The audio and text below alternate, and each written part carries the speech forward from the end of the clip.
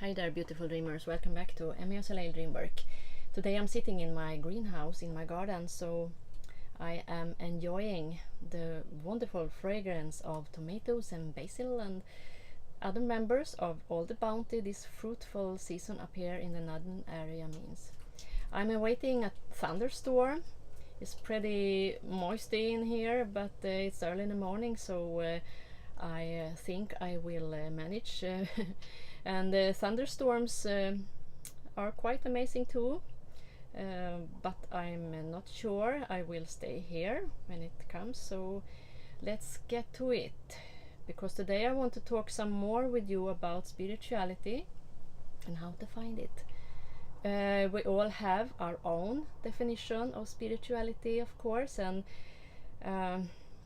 these definitions are like facets of a beautiful crystal mirroring just as many concepts and beliefs as fears and disappointments as there are humans.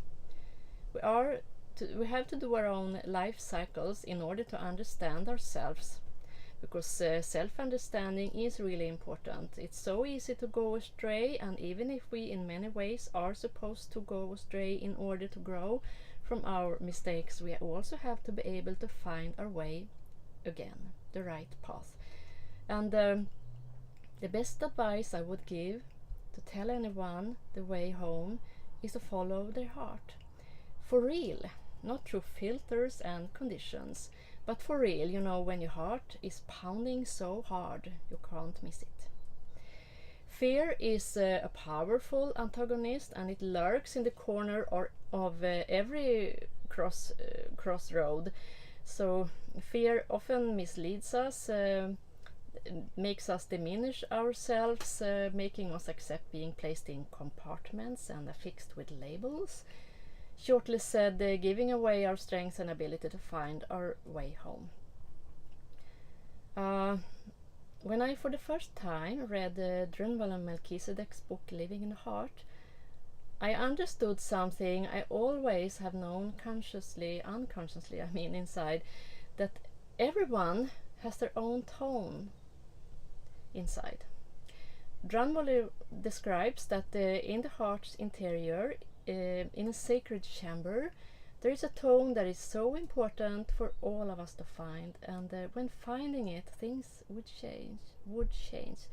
So I remember when doing a meditation to come inside my heart and connect with Mother Earth for the first time, I was laying down by a lake, a sunny day with my kids, and opened up my heart to the love that I felt for Mother Earth, and then when sending her that love, I felt such a gratitude for being alive.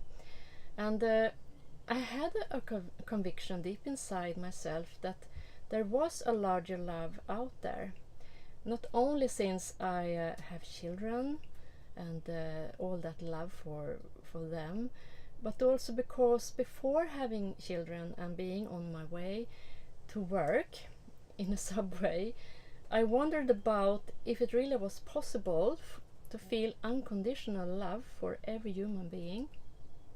So the thought came up because it was really that kind of morning train where there were hardly space to breathe, because if inhaling there was a risk of getting the person sitting next to you, the hair of that person in your mouth. It was one of those moments when I really wanted to flee my body. So anyhow, suddenly the train was filled with light, or my view of it at least, and I felt this really strong love for people around me. I was so surprised. Even if they were in my face or in my knee, the love was so strong that I didn't know if I should cry or if I should laugh. So I looked out on the platform, the next stop, and I felt how much love I felt for the one standing there too. So the moment lasted for perhaps 10 or 20 seconds, and then I was back to my normal self again, but somehow inside myself I knew. And back to the day by the lake then, according to Drunvalo's instruction in that book, I was waiting for our mother's response, but as things played out that particular day, I couldn't stay where I was, so because I had to return home. The children were hungry and it was getting late. So we walked through the forest, the beautiful forest leading to the back of our old house. And when coming halfway, I was overwhelmed by love. I was embraced from the inside. It was a love penetrating my heart with a force I have never felt before. I stumbled like if I had been stricken by a flash of warm, breathtaking love. And I grabbed a tree which I held onto, and then I became so aware of that tree. I felt so much love for it, and I hugged it, and I cried tears of happiness over being so loved by Mother Earth. Because it was her love I felt, the response coming back from her, the love from the feminine element in life. And I can honestly say that my life changed that moment. In a regression I had made some years earlier, in the year 2000 to be exact, I found myself in a temple in the Sinai desert dedicated to the goddess Hathor. There we, as in me and other adepts, devoted ourselves to the art of sounding tones, our individual tones, up to the ceiling where there were holes, several holes. And above there was a starry sky and a strong star that I immediately named Sodis, which actually is the strongest star in the Sirius system. And all the tones were going that way. So the tones we sounded were calibrated when they went through that holes that served as kind of a tone system. And above the roof, after coming out through those holes, they turned into light and color into a new energy form then. And the tones were according to the regression needed for us to find our way back home. So interestingly enough, I had also dreamed of the diagonal tone scale of angels some years earlier in the middle of the 90s, and also about the tone from Sirius, which could be heard through a seashell. And well, I find it quite amazing when thinking about the Fibonacci scale in the form of a shell. How about the tone scale in the form of Fibonacci scale? Just imagine. Well, I had also dreamed about being on my own tone scale, and then I had the understanding that everyone have their own tone, being on a scale described by a color. And being on the diagonal scale is meaning being inside the heart, and the term angel then is about entering the innermost room of the heart and finding that personal tone and beginning to vibrate according to it, and then becoming contacted with our higher self, which is our angel. This I had the understanding about then. It was really an amazing time. So when continuing doing this meditation to unite with the Mother and then also with the Father, and when coming deeper into my heart, I began to feel this real depth of things, like deep sorrow, deep joy, deep pain. A bit like everything came from a cave within me, and I was seeing and experiencing this in a way I didn't know before. And most touching of it all was, of course, the love of Mother Earth. I cried from love and a tremendous feeling of being unconditionally loved. It was that kind of cry that somehow bounced up just as suddenly every time I did the meditation, and then came the most wonderful thing, and I started to hear that tone inside me. It was weak at the beginning, but I took it into my conscious sense of hearing, and I started to sing it, sound it, and then it grew stronger. And what even more strange, I found it on the outside as well in a song. Well, not strange like that, but it was amazing for me.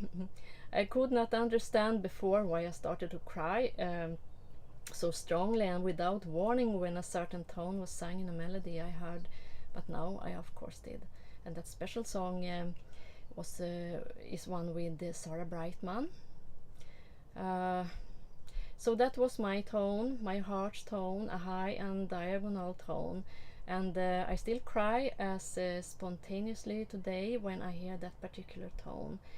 It's like pressing a total euphoric love button in my heart, where love is completely bursting out of me, and that the love always brings me to tears. And that personal tone that we all carry inside us really is the tone that leads us home to ourselves, to our divine infinite core, where we know we are connected to our eternal Mother and Father. So this tone is bridging us over to the new era in a higher dimension. This is Antakarana, the rainbow bridge, the Christ energy, the fusion of the Mother and the Father in the heart. And I'm absolutely convinced about that deep in my heart. I started to remember this when reuniting with our eternal divine parents, and that remembrance meant the difference between believing in outer dogmas and inner understanding for me.